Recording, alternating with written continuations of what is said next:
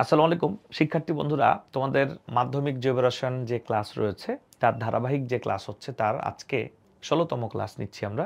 এই 16তম ক্লাসে আমরা আলোচনা করব ভিনেগার এবং ফরমালিন নিয়ে। ভিনেগার এবং ফরমালিন নিয়ে দুটি গুরুত্বপূর্ণ সংরক্ষক, কোনটি খাদ্য সংরক্ষক আর কোনটি খাদ্য সংরক্ষক না, কোনটি কোন পারপাসে ইউজ করা যায় এবং কোনটি আমাদের জন্য কিভাবে উপকারী এবং কিভাবে ক্ষতিকারী, আমরা এই পুরো বিষয়গুলো নিয়ে আলোচনা করব। তো চলো প্রথমে আমাদের অত্যন্ত গুরুত্বপূর্ণ এবং অত্যন্ত ব্যবহার উপযোগী একটি খাদ্য সংরক্ষক যেটি হচ্ছে ভিনেগার, তা নিয়ে আমরা আলোচনা করি। তো ভিনেগার রিলেটেড আমাদের পরীক্ষায় মোট 5 ধরনের কোশ্চেন হতে পারে সর্বোচ্চ।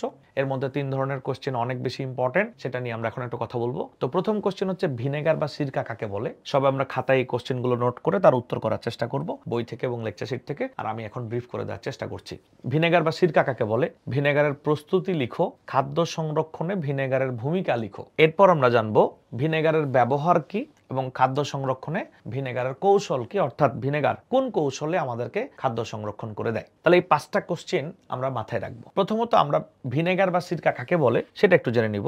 নিশ্চয়ই আমরা দেখতে পাচ্ছি একটি কোশ্চেন যেখানে লেখা আছে ভিনেগার কি। ইথানোয়িক অ্যাসিড বা অ্যাসিটিক অ্যাসিডের 4 থেকে 10% জলীয় দ্রবণকে ভিনেগার বলা হয়। ইথানোয়িক অ্যাসিড বা অ্যাসিডিক অ্যাসিডের 4 থেকে 10% জলীয় দ্রবণকে ভিনেগার বলা হয়। আমরা নিশ্চয়ই একটু অ্যাডিশনাল তথ্য তোমাদেরকে দিতে চাই। খাদ্য সংরক্ষণে যে ব্যাকটেরিয়া খাবারটাকে পচিয়ে ফেলে, নষ্ট করে ফেলে, এই ব্যাকটেরিয়া মারতে পানির মধ্যে মাত্র 2 থেকে 3% যদি আমরা ইথানোয়িক অ্যাসিড ব্যবহার করি তাহলেই কিন্তু ব্যাকটেরিয়া মারা যাবে। আর তার জন্য আমরা 4 থেকে 10% পর্যন্ত আমরা ইথানোয়িক অ্যাসিড যোগ করি পানির মধ্যে, যাতে ব্যাকটেরিয়া ভালোভাবে মারা যায়। এবং 10% এর বেশি যদি আমরা ইথানোয়িক অ্যাসিড পানির মধ্যে দেই তখন সেটা কিন্তু আমাদের বেশি অ্যাসিডিটি তৈরি করতে পারে ওইটা খাবার হিসেবে গ্রহণ করলে। এই জন্য ভিনেগার বলা হয় অ্যাসিটিক অ্যাসিড বা ইথানোয়িক অ্যাসিডের 4 থেকে 10% জলীয় দ্রবণকে।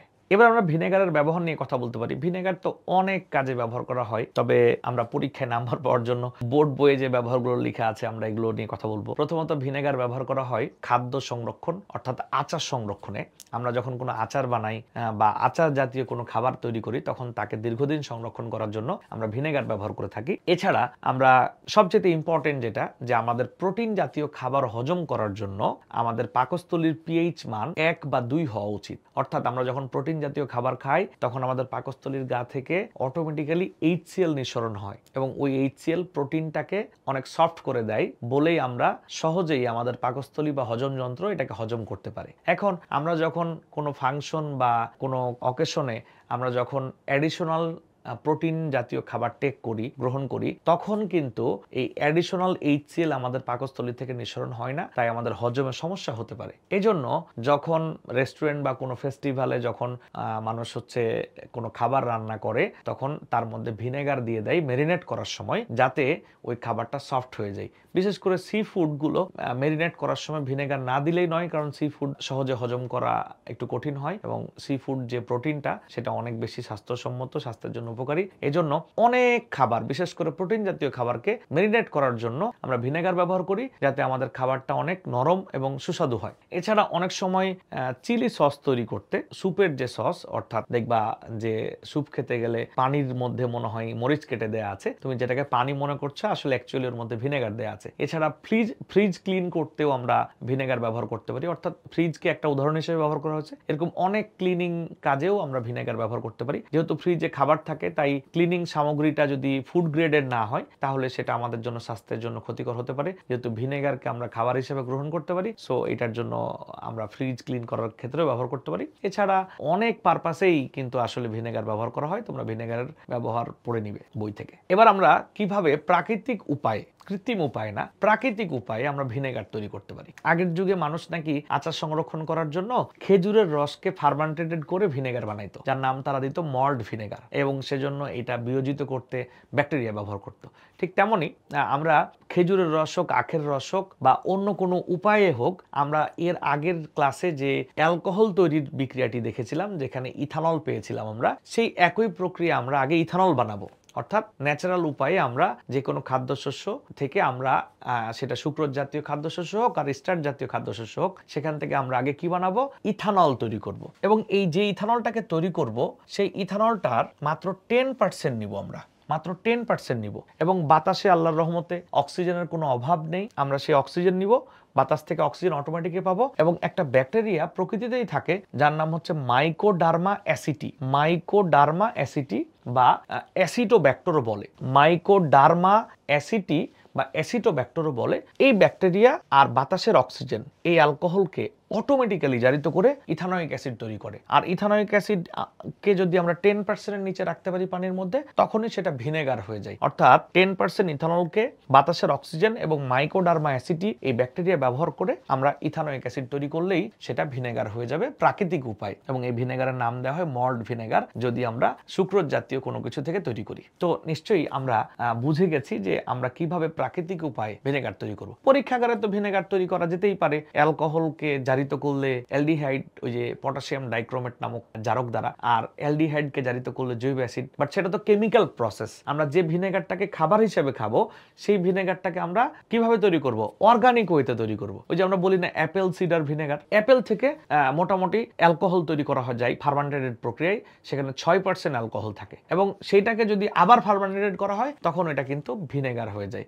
নিশ্চয়ই অর্গানিক ভিনেগারের তথ্য তোমাদেরকে আমরা দিতে পেরেছি যে কিভাবে এটা তৈরি করা যায়। এবার আমরা খুবই অল্প পরিমাণ কথা বলতে চাই ভিনেগার কিভাবে আমাদের খাদ্য সংরক্ষণে ভূমিকা রাখতে পারে।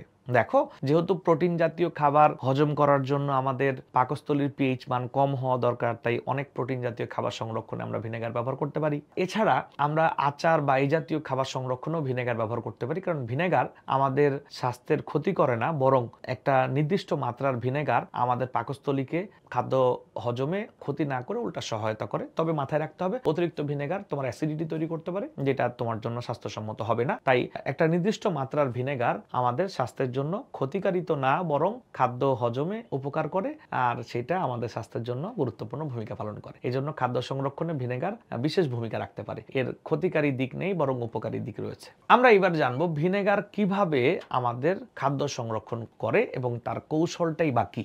ভিনেগার মূলত ইথানোয়িক অ্যাসিড, যেটা বিয়োজিত হয়ে H+ আয়ন তৈরি করে। আমরা জানি ব্যাকটেরিয়ার দেহ আবরণ ফ্যাট নির্মিত বা লিপিড নির্মিত।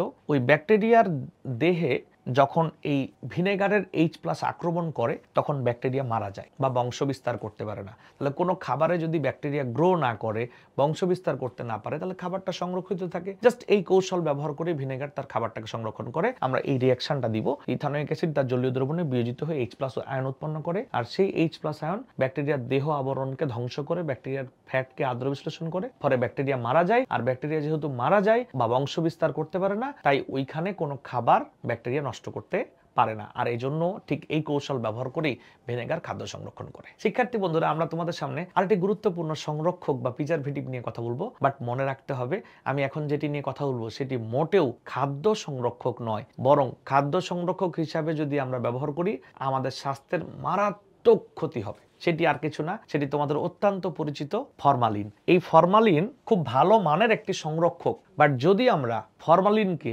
ভুল করে, ইচ্ছা করে, অসাধু ব্যবসায়ীর প্ররোচনায় ফরমালিন কোনো খাদ্যে দিয়ে আমরা আমাদের ওই খাবার আমরা গ্রহণ করি, তাহলে আমাদের মৃত্যু ঝুঁকি আছে, ক্যান্সারের মতো রোগ হতে পারে, এছাড়া নানান ধরনের রোগ, ক্রনিক ডিজিজও হতে পারে। এই ফরমালিন মারাত্মক বিষাক্ত পদার্থ। তবে ফরমালিন খাদ্য বাদে অন্যান্য সংরক্ষণ প্রক্রিয়ায় খুব ভালো একটি সংরক্ষক। সাধারণত এই মিথানল বা ফর্মালডিহাইড, যেটা আমরা অ্যালডিহাইড হিসেবে চিনি, মিথানল বা ফর্মালডিহাইডের 30 থেকে 40% জলীয় দ্রবণকে ফরমালিন বলে। দেখো, এই যে মিথানলের 30 থেকে 40% জলীয় দ্রবণকে ফরমালিন বলে। এটি জীবাণুনাশক হিসেবে কাজ করতে পারে। জীবদেহ সংরক্ষণ, মৃত প্রাণী বা মানুষ বা অন্য কোনো জীব মারা গেছে তাকে আমাদের সংরক্ষণ করতে হবে, তাহলে ফরমালিন ব্যবহার করব।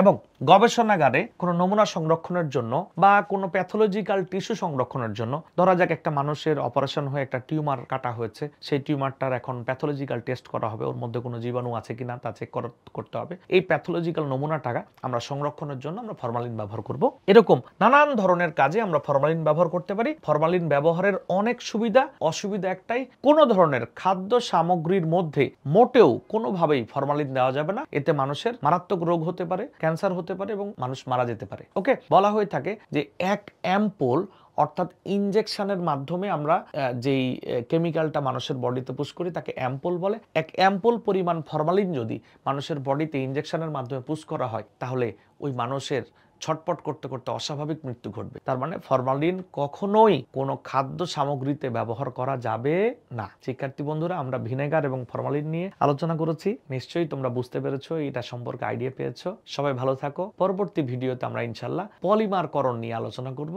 সেই পর্যন্ত বিদায় নিচ্ছি। আসসালামু আলাইকুম। আল্লাহ হাফেজ।